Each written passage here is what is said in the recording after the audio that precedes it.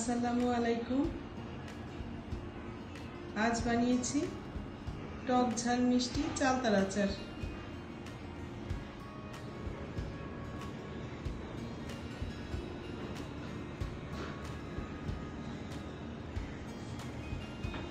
দেখে নিন কিভাবে বানিয়েছি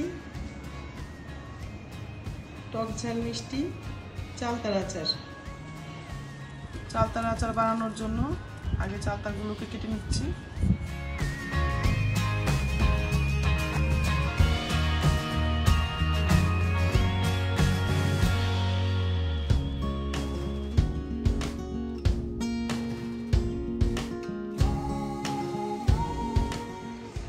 চালতার আচার বানানোর জন্য আমি দুইটা চালতাকে এভাবে লম্বা করে টুকরো করে কেটে নিয়েছি। এগুলোকে আমি পানিতে সেদ্ধ করে নিব। আর আমার লাগছে 5 ফোড়ন, আমি 2 চা চামচ 5 ফোড়ন বেটে নিয়েছি, লবণ, সরিষার তেল, ভিনেগার, মরিচ, হলুদ, আর লাগছে 5 ফোড়ন, শুকনো মরিচ, এটা হলো ধনে আর জিরা। এগুলাকে আমি তেলে গুঁড়ো করে নিব। এখন আমি চালতাগুলোকে সেদ্ধ করে নিচ্ছি। আমি এখানে চালতা সেদ্ধর জন্য পানি বসিয়ে দিয়েছি। এই আমার চালতা আমি এখন ঢেলে দিব।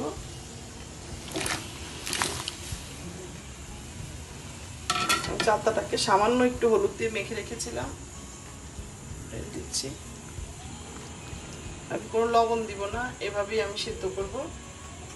আর ঢাকনা দিয়ে দিব। আর এখানে আমি শুকনো মশলাগুলো টেলে নিচ্ছি।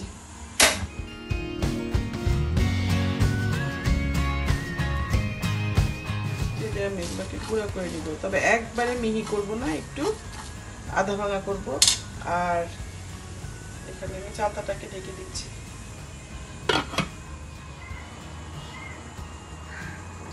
ঢাকনাটা খুলে একটু দেখে নিই চালতাটা সেদ্ধ হলো কিনা।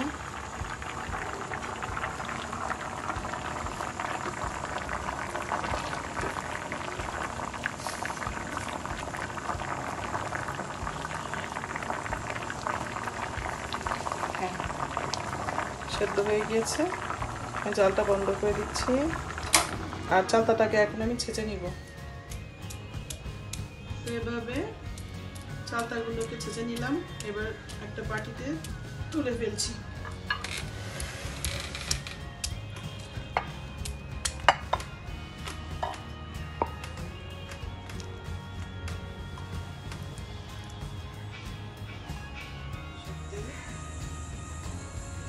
বেশি লাগবে না।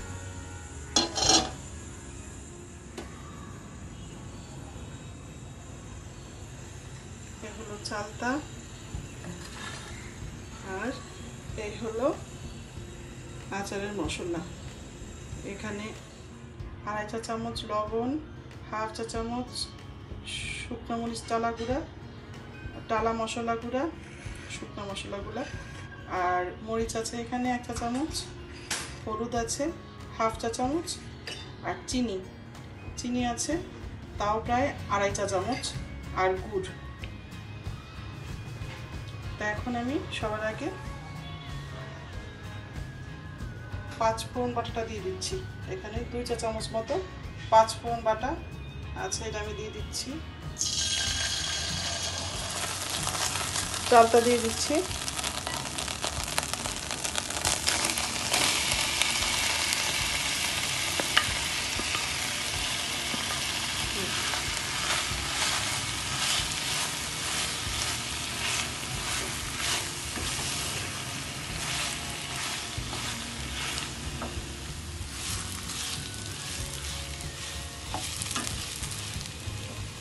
এখন আমি গুড় আর তেলে রাখা মশলা গুঁড়া আর হলো শুকনো মরিচ টালা গুঁড়া, এগুলো বাদে বাকি সবগুলো জিনিস দিয়ে দিচ্ছি।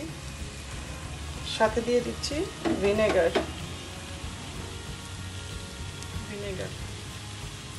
1 টেবিল চামচ মতো ভিনেগার দিয়ে দিলাম। এগুলোকে সব মিশিয়ে নিচ্ছি। মিশিয়ে আমি চেক করে নিচ্ছি সব কিছু ঠিকমতো হয়েছে কিনা, টক মিষ্টি ঝাল সব ঠিক আছে কিনা। আর চালটা অবশ্যই কম আঁচে থাকবে, যেরকম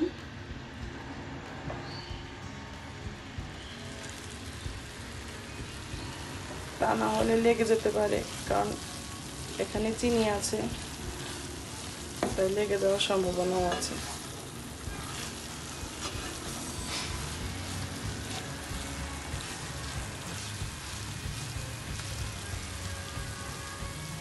এখন আমি দিয়ে দিচ্ছি গুড়।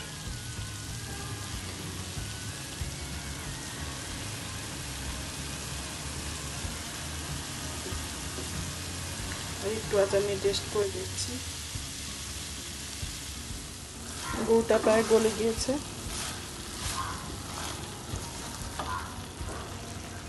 সুন্দর করে উল্টে পাল্টে দিচ্ছি। এখানে আমার 2.5 চা চামচ লবণ লেগেছে, কিন্তু সবার নাও লাগতে পারে, চালটা টকের উপর ডিপেন্ড করে। আমার চালটা অনেক টক ছিল, সেজন্য আমি একটু বেশি লবণ দিয়েছি।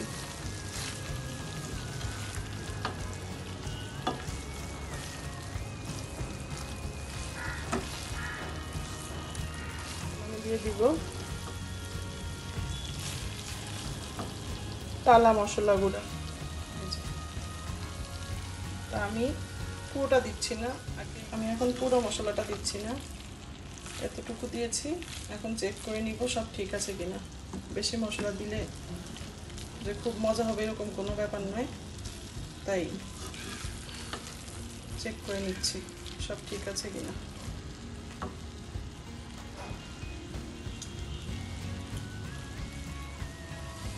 সব ঠিক আছে, আর কিছুর দরকার নেই। এগুলো চালতার আচার এখন বেড়ে নিব।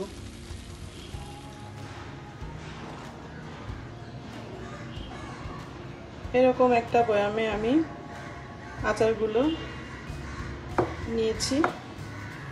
তো এই চালতার আচারের ঝাল টক মিষ্টি লবণ এটা সম্পূর্ণই যার যার রুচির উপর ডিপেন্ড করে। আপনি আপনার রুচি অনুযায়ী তার ঝাল টক মিষ্টি বাড়িয়ে নেবেন বা কমিয়ে নেবেন।